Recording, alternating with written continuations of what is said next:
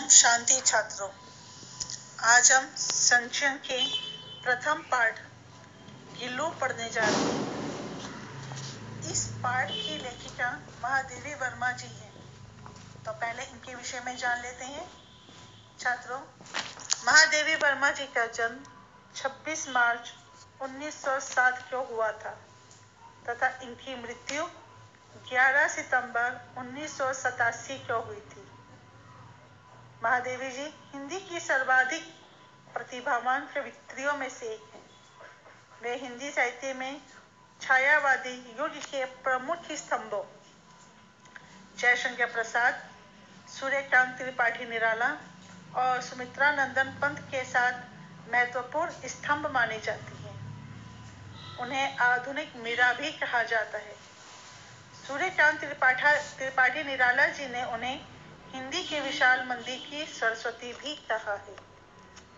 छात्रों, इनकी प्रमुख रचनाएं हैं रश्मि, यामा, निहार, स्मृति की रेखाएं और अतीत के चलचित्र। ये जो पाठ है गिल्लू, मेरा परिवार जो लेखिका के द्वारा रचित है, उसमें विभिन्न प्राणी जगत के जो पशु पक्षी इन्होंने पाले हुए थे उनके विषय में वर्णन किया गया है और उसी में से यह पाठ हमारा संकलित किया गया है। अब जानते हैं इस पाठ के विषय में।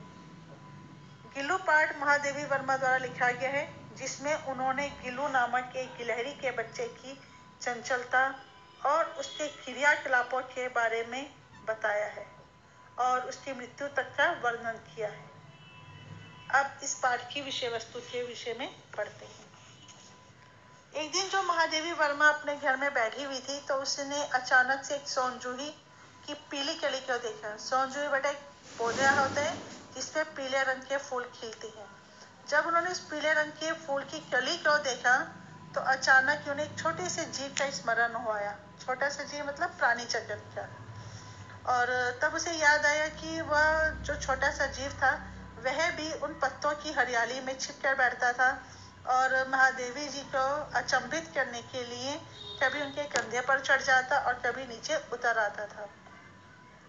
महादेवी जी कहते हैं कि वह मतलब जो है उस समय उन्हें उस छोटे से प्राणी की खोज रहती थी और आज भी वह उसी में उनको जो पीली कली जो फिर से आज खिली है, बसंत ऋतु में यह जो पौधा है वह पुष्पित होता है, तो आज भी उन्हें उसी पीली कली की खोज है कि शायद वह छोटा सा जो प्राणी जगत का छोटा सा नन्हा सा जो जीव है वह उन्हें दिखाई दे जाए।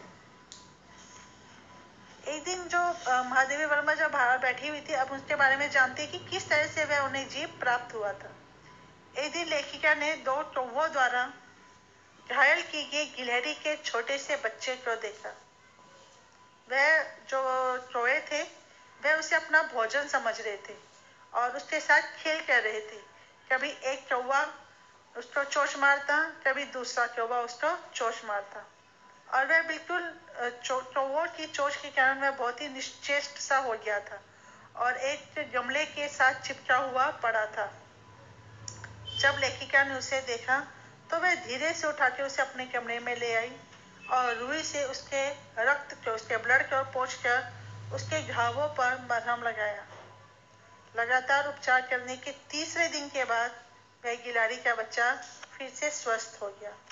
अब लेखिका ने उसका नाम गिल्लू रख दिया और उसे फल रखने वाली डलिया मालूम है बेटा, बास्केट को बोलती हैं, उसमें रुई बिछाकर उसके रहने के लिए एक घोंसला सा बना दिया।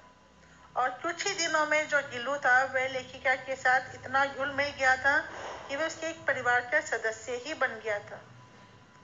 जब भी लेखिका लिखने बैठती तो जो गिल्लू था वह लेखिका के आसपास तेजी से दौड़कर उसका ध्यान अपनी ओर आकर्षित करने का प्रयास करता और जब वह बहुत बार ऐसा करता तब लेखिका उसे पकड़कर एक लंबे लिफाफे में बंद कर देती।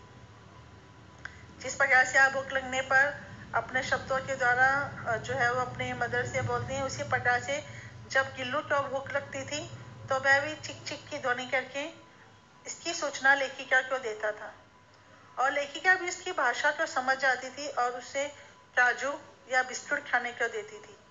वास्तव में जो काजू था वह गिल्लू का प्रिय खाद्य था। एक दिन जब लेखिका ने देखा कि जो गिल्लू है वह खिड़की के बाहर कुछ अन्य गिलहरियों को देख रहे, क्योंकि फिर से बसंत का मौसम आ गया था। हरे हरे पत्ते पौधों पर पुष्पित हो गए थे, नए नए फूल खिल रहे थे, और ऐसे में जो गिलहरियां थी वह भी खिड़की से बाहर अंदर अपने ही जाति के प्राणी को देखकर उससे बातें करती थी। और जो गिल्लू था वह भी अपने प्राणी जगत को देखकर वह खिड़की के पास जाकर लगातार उनको देखता रहता था। तब लेखिका को ऐसा महसूस हुआ कि अब इसे आजाद करना चाहिए।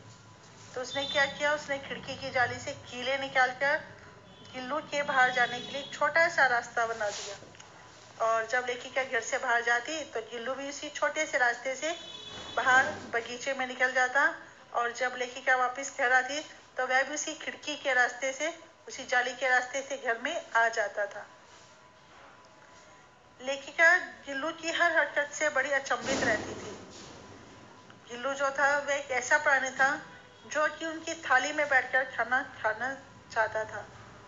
शुरू में लेखिका को उसे समझाने में, उसे थाली से बाहर बैठकर बड़े आराम के साथ खाना खिलाने में बहुत मशक्कत करनी पड़ी, और इसके पश्चात धीरे धीरे वह लेखिका के साथ बैठकर भोजन की थाली के पास बैठ जाता और उसके साथ धीरे धीरे खाना खाता है। लेखिका स्वयं कहती है कि मैंने इतने सारे प्राणी जगत को जो है वो मैंने पाला हुआ है, लेकिन अभी तक किसी भी जीव जंतु की उनकी थाली से भोजन खाने के जो है वो कह सकते हैं कि हिम्मत नहीं हुई थी। ये पहला ही ऐसा प्राणी जगत का जीव था जो उसकी थाली में बैठकर स्वयं खाना खाता था। और जो काजू था वो उसका बहुत प्रिय था। एक बार जब लेखिका मोटर दुर्घटना में घायल हो गई थी तो उसे कुछ दिनों के लिए अस्पताल में रहना पड़ा, और अपने मतलब जो है वो लेखिका को अपने कमरे में न देखकर वह बहुत अधिक विचलित हो गया, बहुत अधिक दुखी हो गया। अपने मन के दुख को अपने शब्दों के द्वारा तो व्यक्त नहीं कर पाता था, परंतु जब घर के अन्य सदस्य उसका प्रिय खाद्य काजू खाने के लिए देते थे तो वह उसे भी नहीं खाता था। उसने वह खाना भी छोड़ दिया था। कुछ समय के पश्चात जब लेखिका वापस आई तो वह एक परिचारिका, एक नर्स के समान उसकी देखभाल करता था, उसके सिरहाने बैठा रहा था और अपने छोटे छोटे पंजों से उसके सिर को सहलाता रहता था। और जब वह वहां से हटता तो लेखिका को भी अच्छा नहीं लगता था। लेखिका को ऐसा महसूस होता था मानो कि परिचारिका उसके पास से हट गई है। ऐसा माना जाता है कि जो गिलहरी होता है उनका जीवन बहुत अधिक लंबा नहीं होता, अधिक से अधिक 2 वर्ष। अब गिल्लू के भी जो जन्म था, जो मतलब उसकी आयु थी वो 2 वर्ष पूरी हो रही थी, और उसका भी अंतिम समय आ गया। और अपने अंतिम समय में जो गिल्लू था उसने खाना पीना छोड़ दिया था, और यहाँ तक कि अब वह खिड़की के रास्ते से बाहर भी नहीं जाता था। एक रात को जब वह लेखिका सो रही थी तो वह मतलब जो है वो उसकी अपने डलिया से उतरकर, जो कि लेखिका ने उसका बिस्तर बनाया हुआ था, वहां से उतरकर वह लेखिका के बिस्तर पर आ गया और धीरे से उसने लेखिका की उंगली को पकड़ लिया।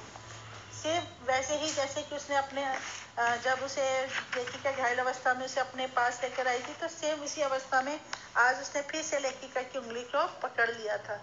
उसके पंजे जो थे वो बहुत ठंडे हो गए थे।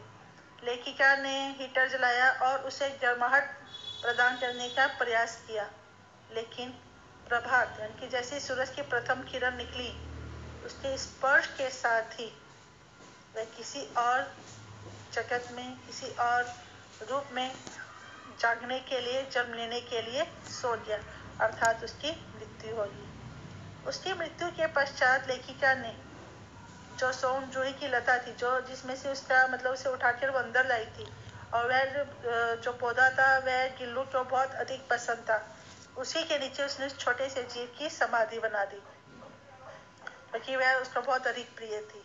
और उसके पश्चात उसने जो उसका झूला था वह भी उतार कर रख दिया था।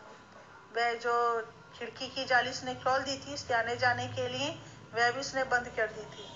हर बार बसंत आता था और नई पीढ़ी, गिलहरियों की नई पीढ़ी उस जाली के बाहर आज भी चिक चिक करती थी, परंतु उसे कहीं पर भी वह छोटा सा प्राणी गिल्लू नजर नहीं आता था।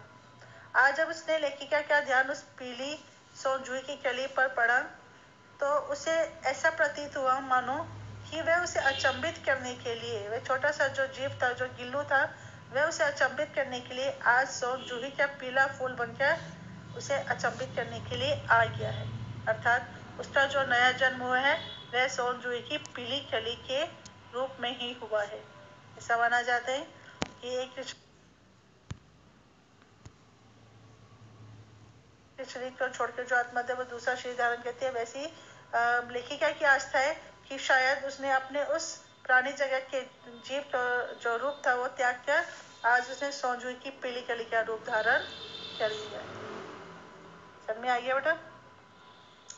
इसको ध्यान से सुन लीजिएगा और कुछ भी मुश्किल आती है तो आप पूछ सकते हैं।